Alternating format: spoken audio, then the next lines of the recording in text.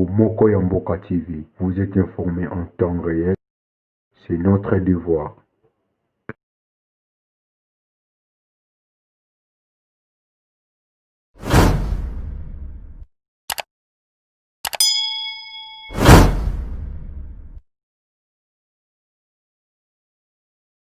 Mesdames et messieurs, bonsoir. Ouvrons ce journal par cette brève. Le vice-premier ministre et ministre de la Justice est depuis ce samedi sous mandat d'arrêt. Célestin Tundaya Kassende a été arrêté dans sa résidence située dans la commune de Ngaliema par des éléments de la police qui étaient porteurs d'un mandat d'amener du procureur général après la Cour de cassation. Une décision qui intervient au lendemain du Conseil des ministres où les membres du Conseil ont découvert que Célestin Tundaya Kassende avait donné à la Chambre basse du Parlement l'avis du gouvernement sur les trois propositions de loi Minaku et Sakata sur la réforme judiciaire, ce sans se référer à l'exécutif national. Manque de respect vis-à-vis de son chef, telle est la considération qu'a accordé Trésor Enanga à l'attitude qu'a affiché le vice-premier ministre, ministre de la Justice et garde des Sceaux. Pour ce cadre de l'ECD, le ministre Célestin Tunda a violé la procédure requise quant à ce sujet.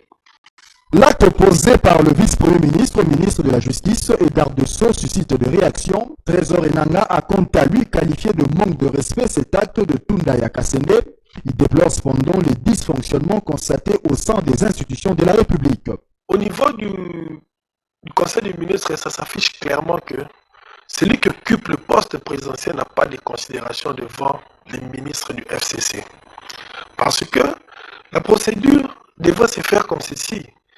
Après l'avis du Conseil des ministres, et après les annotations, après les changements et puis les amendements, c'est le premier ministre qui devrait prendre cette loi et la porter au niveau du Parlement via sa présidente, Mme Jani Mabunda. Mais malheureusement, vous comprenez qu'il n'y a pas de considération. Ce cadre de l'ECD a aussi décidé entre différentes personnalités du pays afin de posséder un certain pouvoir illégalement. Comment la présidente de l'Assemblée nationale qui connaît les procédures, les us et coutumes des assemblées nationales, comment ils fonctionnent, différentes lois qui régissent le bon fonctionnement du gouvernement, de l'exécutif ainsi que du Parlement, de l'Assemblée nationale, va accepter une loi qui vient par une voie ou bien par un chemin qui n'est pas approprié.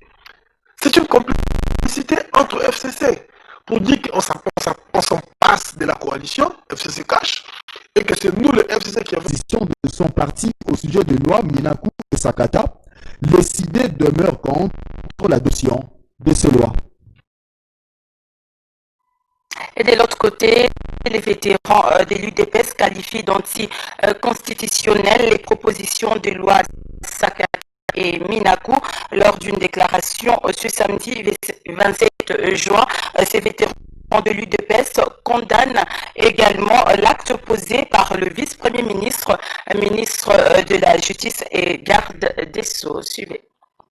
Nous, vétérans de l'UDPS Tshisekedi, cofondateurs, pionniers et avant-gardistes, défenseurs et gardiens des valeurs de l'idéologie et de la doctrine du parti, avons suivi avec amertume et consternation la position malencontreuse et éhontée de nos partenaires de FCC, les vétérans, prenant leurs responsabilités devant Dieu et la nation, déclarent ce qui suit.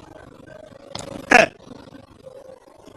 Condamne avec véhémence les comportements éhontés, anti-peuple et cyniques de nos partenaires de FCC. 2. Dénonce les actes barbares du gouverneur de la ville de Kinshasa par le bourgmestre de Barumbu interposé tendant à inciter la population à une guerre civile. Rejette avec dernière énergie les trois projets de loi anticonstitutionnels. 4. Se réserve le droit de traduire en justice le vice-premier ministre, auteur la fameuse lettre citée. Proposition de loi Minaku Sakata, les évêques catholiques membres de la conférence épiscopale nationale du Congo demandent à l'Assemblée nationale de surseoir l'examen de ces propositions de loi.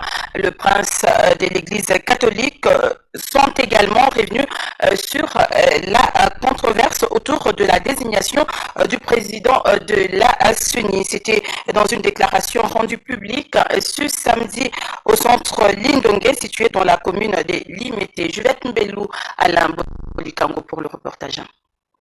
Les évêques catholiques membres de la conférence épiscopale nationale du Congo se disent préoccupés par la situation sociopolitique de leur pays. Dans leur déclaration, ils ont demandé à l'Assemblée nationale de surseoir l'examen des propositions de loi déposées par les députés nationaux Minaku et Gary Sakata. Nous exhortons le bureau de l'Assemblée nationale à user de la voie de la sagesse et à surseoir l'examen des projets de loi contestés. Une majorité parlementaire, si légale soit-elle, perd sa légitimité quand elle est déconnectée des intérêts et du bien-être du peuple. S'agissant de la controverse autour de la présidence de la Commission électorale nationale indépendante, la SANCO propose la réforme de la loi électorale pour, dit-elle, un avenir meilleur du pays. Nous pensons qu'il faudrait préalablement réformer par consensus le système électoral de la RDC, particulièrement la loi électorale et celle portant organisation et fonctionnement de la CENI, d'une part, et éviter d'aligner dans les bureaux de la CENI les personnes qui, bien qu'expertes en matière électorale, ont déjà trempé dans les manipulations électorales d'autre part. À noter que les propositions des lois initiées par Omar Minaku et Gary Sakata sur la réforme judiciaire continuent à diviser la classe congolaise.